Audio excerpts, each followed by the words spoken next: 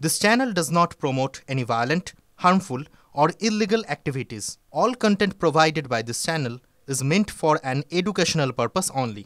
Cancer Healer Center, a new beginning. নমস্কার, স্বাগত আপনাকে আরো একবার টিভি9 বাংলায়। আমি দীপ রয়েছে আপনার সঙ্গে। ট্যাংরা কাণ্ডে নজর রাখতেই হচ্ছে, কারণ প্রশ্ন হলো রমি সুদেষ্ণা বাড়ির দুই গৃহবধূকে কি একজনই খুন করেছে, নাকি প্রসন আর প্রণয় দুই ভাই তারা নিজেরা নিজেদের স্ত্রীকে খুন করে? নিশ্চিত হতে এবার সায়েন্টিফিক এভিডেন্স সংগ্রহে জোর দিচ্ছে পুলিশ। কিভাবে জানা যাবে সেটা জানাবেন আমাদের সঙ্গে টেলিফোন লাইনে সহকর্মী সুজয় রয়েছেন। সুজয়, পুলিশ কিভাবে বিষয় সম্পর্কে নিশ্চিত হতে চাইছে? দেখো, গতকালই ময়নাতদন্তে স্পষ্ট হয়ে গেছে যে বাড়ির দুই বউকে খুনই করা হয়েছে, কিন্তু দুই বউকে গলা কেটে কে খুন করলো সেটা এখনো স্পষ্ট নয়। সেই কারণেই কলকাতা পুলিশ এবার সায়েন্টিফিক এভিডেন্স অর্থাৎ ফিঙ্গারপ্রিন্টের উপর গুরুত্ব দিচ্ছে এবং ওই বাড়ির তিনতলার খাটের ওপর যে রক্তমাখা ছুরিটি পাওয়া গিয়েছিল সেখানে থাকা যে ফিঙ্গারপ্রিন্ট তার সঙ্গে হাসপাতালে থাকা দুই ভাইয়ের ফিঙ্গারপ্রিন্ট মিলিয়ে দেখা হবে। অর্থাৎ হাসপাতালের থেকে বা ডাক্তারদের থেকে সবুজ সংকেত পেলেই কলকাতা পুলিশের ফিঙ্গারপ্রিন্ট এক্সপার্ট তারা পৌঁছবে, তারা গিয়ে তাদের ফিঙ্গারপ্রিন্ট এবং ফিঙ্গারপ্রিন্টের সঙ্গে মিলিয়ে দেখা হবে যে সেখানে কার আঙুলের ছাপ রয়েছে। তা থেকে স্পষ্ট হবে যে কে কাকে খুন করেছে। দুই বউকে কি একই ভাই খুন করেছে, নাকি পৃথক পৃথক যার নিজের বউকে তারা তাদের ঘরে গিয়ে খুন করেছে। এই বিষয়টা কিন্তু তদন্তের ক্ষেত্রে অত্যন্ত গুরুত্বপূর্ণ। একই সঙ্গে প্রিয়ঙ্বদা অর্থাৎ ছোট্ট মেয়েটি, তাকে তার খাবারে কে বিষ মিশালো, সেই পায়েস যেটি থেকে দেওয়া হয়েছিল সেই পায়েসটি কে বানিয়েছিল সেটাও তদন্তের ক্ষেত্রে গুরুত্বপূর্ণ। এবং সেই কারণেই ময়নাতদন্তের যে রিপোর্ট, সেই রিপোর্ট হাসপাতালে নিয়ে গিয়ে যেটা করতে চান তদন্তকারীরা, তারা কারণ প্রাথমিক বয়ানে তারা মিথ্যা তথ্য দিয়েছিল পুলিশকে। সেই কারণেই ডাক্তারদের ময়নাতদন্তের যে রিপোর্ট, সেই রিপোর্ট সামনে তাদের যেটা করতে চান। কিন্তু দুই ভাইয়ের মধ্যে এক ভাইয়ের বয়ান নেওয়া সম্ভব হলো, আরেক ভাই কিন্তু মানসিকভাবে যথেষ্ট বিধ্বস্ত হয়ে পড়েছে।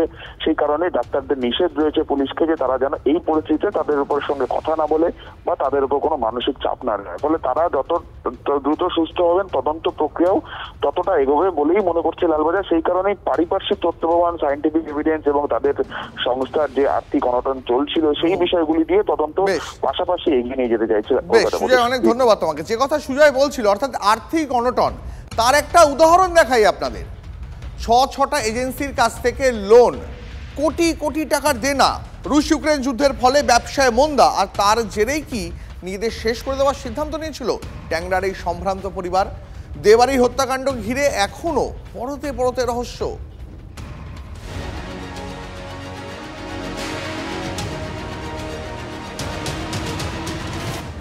রাশিয়া ইউক্রেন যুদ্ধের প্রভাব পড়েছিল দে পরিবারের চামড়ার ব্যবসায়, দেখা দিয়েছিল মন্দা, বাজারে বাড়ছিল দেনা, ইতিমধ্যেই 6 এজেন্সি থেকে নেওয়া হয়েছিল ঋণ। ক্রমশ স্পষ্ট হচ্ছে ট্যাংরার সম্ভ্রান্ত দে পরিবারের আর্থিক অনটন। পুরসভা সূত্রের খবর, 2023-24 সালে শেষবারের মতো ট্রেড লাইসেন্স পুনর্নবীকরণ করেছিল দে পরিবার। 2024-25 সাল থেকে নতুন করে আর পুনর্নবীকরণ করা হয়নি। পুরসভা সূত্রের খবর, প্রসূন দে ও প্রণয় দে জানিয়েছিলেন অর্থনৈতিকভাবে তারা সম্পূর্ণ ভেঙে পড়েছেন, সেই কারণেই তারা ফ্যাক্টরি চালাতে পারছেন না। এমনকি কর্মীদের বেতন দেওয়ার মতো অর্থও তাদের কাছে নেই, তাই নতুন করে লাইসেন্স আর পুনর্নবীকরণ করবেন না। প্রসূন দে এবং প্রণয় দে নির্দিষ্টভাবে জানিয়েছিল যে তাদের ফ্যাক্টরি বা কাজকর্ম রীতিমতো মুখ থুবড়ে পড়েছে।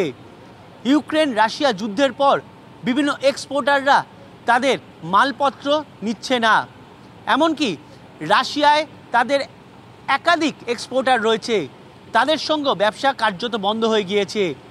মুখ থুবড়ে পড়ায় ব্যবসা থেকে টাকা উঠছে না এবং কর্মীদের বেতন দেওয়া সম্ভবপর হচ্ছে না। উনি কাউকেই পেমেন্ট করতে পারেনি।